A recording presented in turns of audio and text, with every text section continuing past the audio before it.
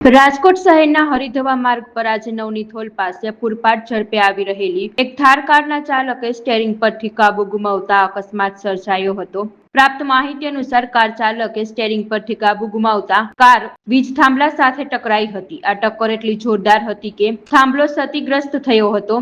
એટલું જ નહીં, આ અકસ્માતમાં રસ્તા પર પાર્ક કરવામાં આવેલ વાહનોને પણ કારને કારણે નુકસાન થયું હતું। આ અકસ્માત થતાં જ અફરાતફરીનો માહોલ સર્જાયો હતો। આ ઘટનાની ગંભીરતાને ધ્યાનમાં રાખીને તાત્કાલિક અસરથી ઘટના સ્થળે ટ્રાફિક પોલીસ પહોંચી હતી અને ટ્રાફિક ક્લિયર કરાવ્યો હતો અને સુરક્ષા વ્યવસ્થાની કામગીરી પણ હાથ ધરી હતી।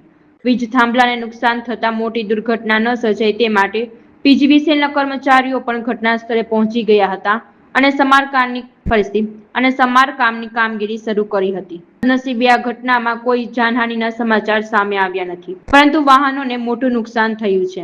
સ્થાનિક પોલીસે પણ આ મામલે વધુ તપાસ હાથ ધરી છે।